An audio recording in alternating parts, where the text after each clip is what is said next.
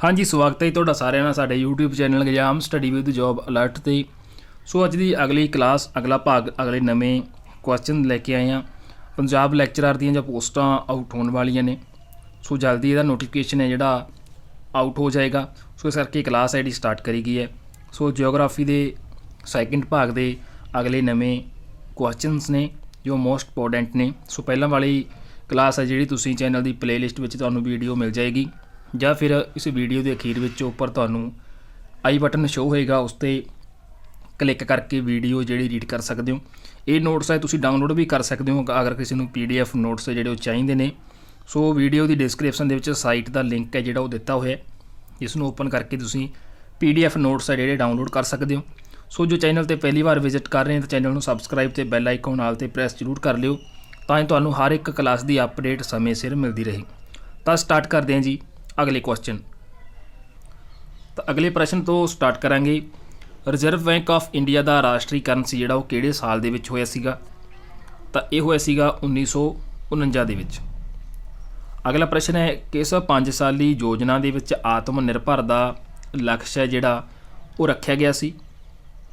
तो ये रखा गया सीगा जी चौथी 5 साली योजना दे विच जिहड़ा आत्म निर्भर दा लक्ष्य है वो रखा गया सी।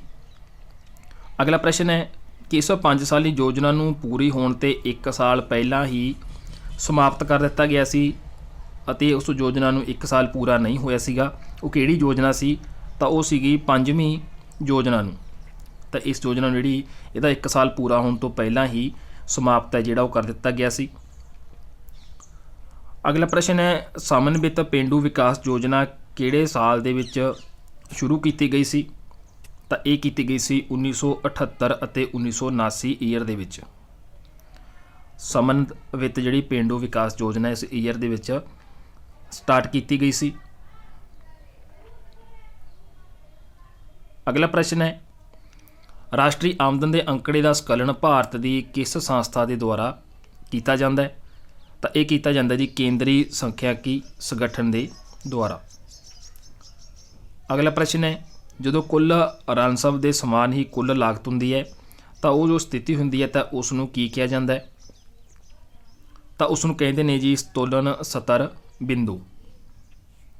ਭਾਰਤੀ ਉਦਯੋਗਿਕ ਵਿੱਤ ਨਿਗਮ ਦੀ ਸਥਾਪਨਾ ਕਦੋਂ ਕੀਤੀ ਗਈ ਸੀ? ਤਾਂ ਇਹ ਕੀਤੀ ਗਈ ਸੀ ਜੀ 1948 ਦੇ ਵਿੱਚ। ਅੱਗੇ ਭਾਰਤ ਵਿੱਚ ਲੀਡ ਬੈਂਕ ਯੋਜਨਾ ਦੀ ਸ਼ੁਰੂਆਤ ਜਿਹੜੀ ਉਹ ਕਦੋਂ ਹੋਈ ਸੀ? ਕਿਹੜੇ ਈਅਰ ਦੇ ਵਿੱਚ ਹੋਈ ਸੀ? ਤਾਂ ਇਹ ਹੋਈ ਸੀ ਜੀ 1969 ਦੇ ਵਿੱਚ। ਵਿਸ਼ਵ ਬੈਂਕ ਦੀ ਉਧਾਰ ਕਰਜ਼ਾ ਪ੍ਰਧਾਨ ਖਿੜਕੀ ਕਿਸ ਨੂੰ ਕਿਹਾ ਜਾਂਦਾ ਹੈ? ਤਾਂ ਇਹ ਕਿਹਾ ਜਾਂਦਾ ਹੈ ਜੀ ਅੰਤਰਰਾਸ਼ਟਰੀ ਵਿਕਾਸ ਸੰਘ ਨੂੰ। ਅਗਲਾ ਪ੍ਰਸ਼ਨ ਹੈ ਪਹਿਲਾ ਵਿੱਤ ਉਦਯੋਗ ਕਦੋਂ ਸਥਾਪਿਤ ਕੀਤਾ ਗਿਆ ਸੀ? ਤਾਂ ਇਹ ਕੀਤਾ ਗਿਆ ਸੀਗਾ ਜੀ 1951 ਦੇ ਵਿੱਚ। 11ਵੀਂ 5 ਸਾਲੀ ਯੋਜਨਾ ਦੀ ਅਵਧੀ ਕੀ ਸੀ? 2007 ਤੋਂ 2012 यानी कि समा जो 11ਵੀਂ 5 ਸਾਲਾ योजना सी 2007 ਤੋਂ ਲੈ ਕੇ 2012 ਤੱਕ ਸੀ। 8ਵੀਂ 5 ਸਾਲਾ योजना ਦੇ ਵਿੱਚ ਭੁਗਤਾਨ ਸਤੋਲਨ ਦੀ ਸ਼ੁੱਧ ਘਾਟਾ ਕਿੰਨੀ ਸੀ? ਤਾਂ ਇਹ ਸੀਗੀ ਜੀ 58.925 ਕਰੋੜ। ਸੋ ਵਨ ਲਾਈਨਰ ਕੁਐਸਚਨ ਹੈ, ਮੋਸਟ ਇੰਪੋਰਟੈਂਟ ਕੁਐਸਚਨ ਨੇ। ਇਸ ਤੋਂ ਬਾਅਦ ਤੁਹਾਨੂੰ MCQ ਆ ਜਿਹੜੇ ਉਹ ਵੀ ਪ੍ਰੋਵਾਈਡ ਹੈ ਜਿਹੜੇ ਕੀਤੇ ਜਾਣਗੇ। ਸੋ ਪਹਿਲਾਂ ਇਹ ਕੁਐਸਚਨ ਮੋਸਟ ਇੰਪੋਰਟੈਂਟ ਸੀਗੇ ਜੋ ਤੁਹਾਨੂੰ ਪ੍ਰੋਵਾਈਡ ਕਰ ਰਹੇ ਹਾਂ। ਵਿੱਤ ਉਦਯੋਗ ਦਾ ਗਠਨ ਕਿੰਨੇ ਸਾਲਾਂ ਦੇ ਬਾਅਦ ਕੀਤਾ ਜਾਂਦਾ ਹੈ? ਤਾਂ 5 ਸਾਲਾਂ ਦੇ ਬਾਅਦ। ਰਾਸ਼ਟਰੀ ਵਿਕਾਸ ਪਰਿਸ਼ਦ ਦਾ ਗਠਨ ਕਦੋਂ ਕੀਤਾ ਗਿਆ ਸੀ? ਤਾਂ ਇਹ ਕੀਤਾ ਗਿਆ ਸੀ 6 ਅਗਸਤ 1952 ਨੂੰ। ਭਾਰਤ ਦਾ ਪਹਿਲਾ ਨਿਗਮਤ ਬੰਦਰਗਾਹ ਕਿਹੜਾ ਹੈ? ਤਾਂ ਉਹ ਹੈ ਜੀ ਇੰਦੌਰ। ਰਾਸ਼ਟਰੀ ਆਵਾਸ ਵਿਕਾਸ ਬੈਂਕ किस दी सहयोगी संस्था है? तो वो है जी भारती रिजर्व बैंक दी। भारत दे विच नियोजित आर्थिक विकास की प्रक्रिया कदों प्रारंभ की गई सी? तो ये की गई सी जी 1951 ईस्वी दे विच। अगे रिजर्व बैंक के नोट निर्गमन विभाग कोल हर समय घट्टो घट्ट किन्ने मुੱਲ ਦਾ सोना अपने कैश दे विच जिहड़ा रखना चाहिए ਜਾਂ ਕੋਸ਼ ਦੇ ਵਿੱਚ? ਤਾਂ ਉਹ ਹੈ ਜੀ 115 ਕਰੋੜ ਰੁਪਏ ਦਾ ਘੱਟੋ ਘੱਟ। रिजर्व बैंक की गल करी है। अगला प्रश्न है महिला समृद्धि योजना कदों शुरू की गई सी? तो ये की गई सी जी 2 अक्तूबर 1993 ਨੂੰ। गरीबी हटाओ ਅਤੇ ਨਿਆਂ ਦੇ ਨਾਲ ਸੰਵਾਦਾਂ ਦੇ ਨਾਅਰੇ ਕਦੋਂ ਦਿੱਤੇ ਗਏ ਸੀਗੇ? ਤਾਂ 1970 ਦੇ ਦਸ਼ਕ ਵਿੱਚ ਜਾਂ ਫਿਰ 1970 ਈਅਰ ਦੇ ਵਿੱਚ ਗਰੀਬੀ ਹਟਾਓ ਦੇ ਜਿਹੜੇ ਨਾਅਰੇ ਸੀ ਉਹ ਦਿੱਤੇ ਗਏ ਸੀ। ਸੁਤੰਤਰ ਭਾਰਤ ਵਿੱਚ ਮੁਦਰਾ ਅਵਮੂਲਨ ਪਹਿਲੀ ਵਾਰ ਕਿਹੜੇ ਸਾਲ ਦੇ ਵਿੱਚ ਕੀਤਾ ਗਿਆ ਸੀ? ਤਾਂ ਇਹ ਕੀਤਾ ਗਿਆ ਸੀਗਾ ਜੀ 1949 ਦੇ ਵਿੱਚ, ਯਾਨੀ ਕਿ ਆਜ਼ਾਦੀ ਤੋਂ ਕੁਝ ਸਾਲ ਬਾਅਦ। ਕਿਸ ਉਦਯੋਗਿਕ ਨੀਤੀ ਪ੍ਰਸਤਾਵ ਨੂੰ ਭਾਰਤ ਦਾ ਆਰਥਿਕ ਸੰਵਿਧਾਨ ਕਹਿੰਦੇ ਨੇ? ਤਾਂ ਇਹ ਕਿਹਾ ਜਾਂਦਾ ਜੀ ਉਦਯੋਗਿਕ ਨੀਤੀ 1956 ਨੂੰ। ਜੋ ਇਹ ਨੀਤੀ ਸੀ ਤਾਂ ਇਸ ਨੂੰ ਭਾਰਤ ਦਾ ਆਰਥਿਕ ਸੰਵਿਧਾਨ ਕਿਹਾ ਜਾਂਦਾ ਹੈ। ਯੋਜਨਾ ਆਯੋਗ ਦਾ ਗਠਨ ਕਿਹੜੇ ਸਾਲ ਦੇ ਵਿੱਚ ਕੀਤਾ ਗਿਆ ਸੀਗਾ? ਤਾਂ ਇਹ ਕੀਤਾ ਗਿਆ ਸੀਗਾ ਜੀ 1950 ਦੇ ਵਿੱਚ।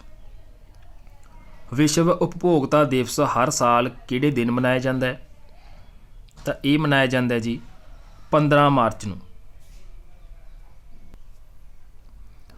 ਸਰਕਾਰ ਨੇ ਸਟੀਲ ਅਥਾਰਟੀ ਆਫ ਇੰਡੀਆ ਦੀ ਸਥਾਪਨਾ ਜਿਹੜੀ ਕਿਹੜੇ ਸਾਲ ਕੀਤੀ ਸੀ? ਤਾਂ ਇਹ ਕੀਤੀ ਸੀ ਜੀ 1974 ਦੇ ਵਿੱਚ।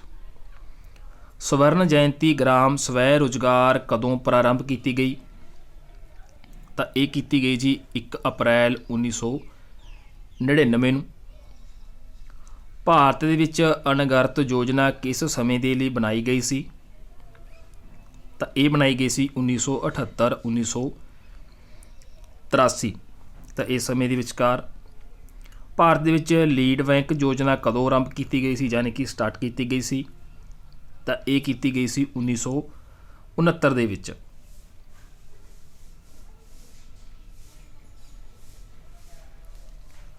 ਵਿਸ਼ਵ ਬੈਂਕ ਦੀ ਉਧਾਰ ਕਰਜ਼ ਪ੍ਰਦਾਨ ਕਰਨ ਵਾਲੀ ਖਿੜਕੀ ਕਿਸ ਨੂੰ ਕਿਹਾ ਜਾਂਦਾ ਹੈ? ਤਾਂ ਇਹ ਕਿਹਾ ਜਾਂਦਾ ਜੀ ਅੰਤਰਰਾਸ਼ਟਰੀ ਵਿਕਾਸ ਸੰਘ ਨੂੰ। ਜਵਾਹਰ ਲਾਲ ਨਹਿਰੂ ਬੰਦਰਗਾਹ ਕਿੱਥੇ ਸਥਿਤ ਹੈ? ਜਾਂ ਜਵਾਹਰ ਲਾਲ ਨਹਿਰੂ ਬੰਦਰਗਾਹ ਹੈ ਬਿਲਕੁਲ ਸ਼ਾਰਟ ਦੇ ਵਿੱਚ ਪਾਇਆ ਨਹਾਵਾ ਸੇਵਾ। ਸੋ ਅਜੀਬ ਜਿਹਾ ਕੁਐਸਚਨ ਬਣਿਆ ਇਹ, ਸ਼ਾਇਦ ਕੋਈ ਫੌਂਟ 'ਚ ਪ੍ਰੋਬਲਮ ਹੋਈ ਹੋਏਗੀ। ਭਾਰਤੀ ਰਿਜ਼ਰਵ ਬੈਂਕ ਅਧਿਨਿਯਮ 1956 ਦੁਆਰਾ ਕਿਸ ਨਵੀਨ ਵਿਵਸਥਾ ਨੂੰ ਲਾਗੂ ਕੀਤਾ ਗਿਆ? ਤਾਂ ਉਹ ਕੀਤਾ ਗਿਆ ਜੀ ਨਿਊਨਤਮ ਯਾਨੀ ਕਿ ਨਵੀਂ ਰਾਖਵੀਂ ਪ੍ਰਣਾਲੀ ਨੂੰ। ਰਾਸ਼ਟਰੀ ਆਮਦਨ ਦੀ ਸਾਲਾਨਾ ਵਾਧਾ ਦਰ ਕਿਸ ਯੋਜਨਾ ਦੇ ਵਿੱਚ ਨਿਊਨਤਮ ਰਿਕਾਰਡ ਕੀਤੀ ਗਈ? ਤਾਂ ਇਹ ਕੀਤੀ ਗਈ ਸੀ ਜੀ ਤੀਸਰੀ ਯੋਜਨਾ ਦੇ ਵਿੱਚ।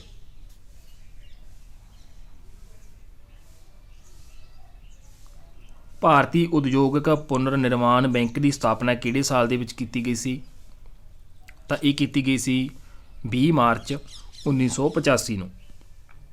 ਦੇਸ਼ ਦੀ ਪਹਿਲੀ ਡਿਪਾਜ਼ਿਟਰੀ ਨੈਸ਼ਨਲ ਸਿਕਿਉਰਿਟੀਜ਼ ਰਿਪਾਜ਼ਿਟਰੀ ਦੀ ਸਥਾਪਨਾ ਮੁੰਬਈ ਦੇ ਵਿੱਚ ਕਿਹੜੇ ਸਾਲ ਦੇ ਵਿੱਚ ਕੀਤੀ ਗਈ ਸੀ?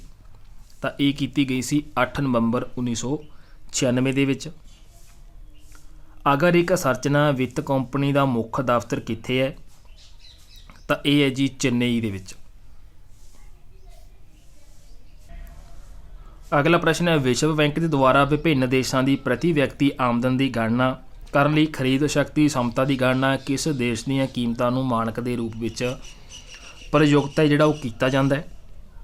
ਤਾਂ ਉਹ ਕੀਤਾ ਜਾਂਦਾ ਜੀ ਸੰਯੁਕਤ ਰਾਜ ਅਮਰੀਕਾ ਨੂੰ, ਯਾਨੀ ਕਿ USA ਨੂੰ।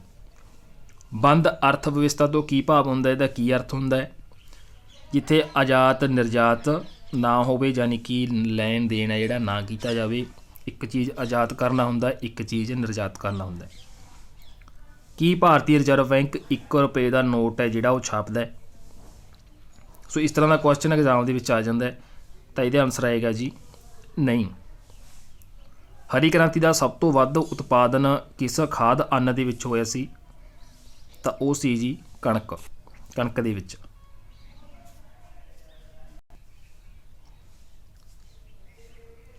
ਭਾਰਤ ਦੁਆਰਾ ਨਵੀਂ ਉਦਯੋਗਿਕ ਨੀਤੀ ਦੀ ਘੋਸ਼ਣਾ ਕਦੋਂ ਕੀਤੀ ਗਈ? ਤਾਂ ਇਹ ਕੀਤੀ ਗਈ ਸੀ ਜੀ 24 ਜੁਲਾਈ 1991 ਦੇ ਵਿੱਚ। ਜਾਨਕੀ ਰਾਮਨ ਸੰਮਤੀ ਦਾ ਗਠਨ ਕਿਸ ਉਦੇਸ਼ ਦੇ ਨਾਲ ਕੀਤਾ ਗਿਆ ਸੀਗਾ? ਤਾਂ ਇਹ ਕੀਤਾ ਗਿਆ ਸੀ ਜੋ ਬੈਂਕਾਂ ਸੀ ਤਾਂ ਇਹਨਾਂ ਦੀਆਂ ਪ੍ਰਤੀਭੂਤੀਆਂ ਸੋਨੇ ਦੀ ਜਾਂਚ ਦੇ ਲਈ ਜਾਨਕੀ ਰਾਮਨ ਸਮਿਤੀ ਦਾ ਗਠਨ ਹੈ ਜਿਹੜਾ ਕੀਤਾ ਗਿਆ ਸੀ।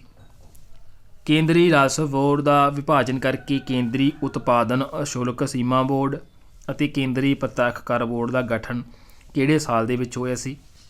ਤਾਂ ਇਹ ਹੋਇਆ ਸੀਗਾ ਜੀ 1963 ਦੇ ਵਿੱਚ। ਅਖਿਲ ਭਾਰਤੀ ਖਾਦੀ ਅਤੇ ਗ੍ਰਾਮ ਉਦਯੋਗ ਦੀ ਸਥਾਪਨਾ ਕਦੋਂ ਕੀਤੀ ਗਈ ਸੀ?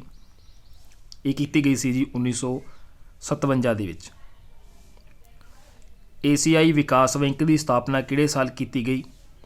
ਤਾਂ ਇਹ ਕੀਤੀ ਗਈ ਸੀ ਦਸੰਬਰ 1966 ਦੇ ਵਿੱਚ। ਪੂਰਨ ਰੂਪ ਨਾਲ ਭਾਰਤੀ ਦੇਸ਼ ਦਾ ਪਹਿਲਾ ਬੈਂਕ ਕਿਹੜਾ ਸੀ? ਤਾਂ ਉਹ ਸੀਗਾ ਜੀ ਪੰਜਾਬ ਨੈਸ਼ਨਲ ਬੈਂਕ PNB, ਜੋ ਪੂਰਨ ਰੂਪ ਨਾਲ ਭਾਰਤੀ ਦੇਸ਼ ਦਾ ਪਹਿਲਾ ਬੈਂਕ ਸੀਗਾ। ਭਾਰਤੀ ਜੀਵਨ ਬੀਮਾ ਨਿਗਮ ਦੀ ਸਥਾਪਨਾ ਕਦੋਂ ਕੀਤੀ ਗਈ? ਤਾਂ ਇਹ ਕੀਤੀ ਗਈ ਸੀ ਜੀ 1 ਸਤੰਬਰ 1956 ਦੇ ਵਿੱਚ। ਸੋ ਇਹ ਅਗਲੇ ਭਾਗ ਦੇ ਅਗਲੇ ਮੋਸਟ ਇੰਪੋਰਟੈਂਟ ਕੁਐਸਚਨ ਸੀ, ਕਿਉਂਕਿ ਵੀਡੀਓ ਜ਼ਿਆਦਾ ਲੌਂਗ ਨਹੀਂ ਕਰਾਂਗੇ, ਸੋ ਇਹਨੇ ਕੁਐਸਚਨ ਯਾਦ ਕਰਨੇ ਵੀ ਔਖੇ ਹੈ। ਸੋ ਥੋੜ੍ਹੇ ਕਰਕੇ ਕੁਐਸਚਨ ਜਿਹੜੇ ਤੁਹਾਨੂੰ ਅਸੀਂ ਪ੍ਰੋਵਾਈਡ ਕਰਦੇ ਰਹਾਂਗੇ, ਕਿਉਂਕਿ ਹਜੇ ਟਾਈਮ ਕਾਫੀ ਪਿਆ, ਸੋ ਕੋਈ ਜਲਦਬਾਜ਼ੀ ਨਹੀਂ ਹੈ। ਜਿਉਂ ਟਾਈਮ ਘਟੇਗਾ ਤਾਂ ਵੀਡੀਓ ਦਾ ਟਾਈਮ ਹੈ ਜਿਹੜਾ ਉਹ ਜ਼ਿਆਦਾ ਹੋ ਜਾਏਗਾ। ਸੋ ਸਟਾਰਟਿੰਗ ਦੇ ਵਿੱਚ ਘੱਟ ਟਾਈਮ ਦੇ ਵਿੱਚ ਜਿਹੜੇ ਤੁਹਾਨੂੰ ਵੀਡੀਓ ਪ੍ਰੋਵਾਈਡ ਕਰਾਂਗੇ। ਸੋ ਨਾਲ ਦੀ ਨਾਲ ਕੁਐਸਚਨ ਨੋਟ ਜ਼ਰੂਰ ਕਰ ਲਿਆ ਕਰੋ। ਬਾਕੀ ਇਹਨਾਂ ਕੁਐਸਚਨ ਦੀ PDF ਤੁਹਾਨੂੰ ਸਾਈਟ ਦੇ ਵਿੱਚ ਮਿਲ ਜਾਣਗੀਆਂ, ਉੱਥੋਂ ਡਾਊਨਲੋਡ ਕਰ ਸਕਦੇ ਹੋ। ਹੋਰ ਵੀ ਪੰਜਾਬੀ ਹਿਸਟਰੀ, ਪੋਲੀਟੀਕਲ, ਤਾਂ ਉਹਦੇ ਵਿੱਚ PDF ਅਵੇਲੇਬਲ ਨੇ। ਲਿੰਕ ਵੀਡੀਓ ਦੀ ਡਿਸਕ੍ਰਿਪਸ਼ਨ ਦੇ ਵਿੱਚ ਦਿੱਤਾ ਹੋਇਆ, ਜੋ ਵੀ ਡਾਊਨਲੋਡ ਕਰਨਾ ਚਾਹੁੰਦਾ ਹੈ ਡਾਊਨਲੋਡ ਕਰ ਸਕਦਾ ਹੈ। ਬਾਕੀ ਜੋ ਵੀ ਹੋਰ ਇਨਫੋਰਮੇਸ਼ਨ ਚਾਹੀਦੀ ਤਾਂ ਇੰਸਟਾਗ੍ਰਾਮ ਪੇਜ 'ਤੇ ਮੈਸੇਜ ਕਰਕੇ ਜਾਣਕਾਰੀ ਲੈ ਸਕਦੇ ਹੋ। Exam study with job alert Instagram page ਦਾ ਨਾਮ ਹੈ। ਸੋ ਮਿਲਦੇ ਹਾਂ ਜੀ ਅਗਲੇ ਨਵੇਂ ਭਾਗ ਦੇ ਵਿੱਚ ਅਗਲੇ ਨਵੇਂ ਪ੍ਰਸ਼ਨਾਂ ਨਾਲ। ਉਦੋਂ ਤੱਕ ਲਈ ਧੰਨਵਾਦ ਜੀ।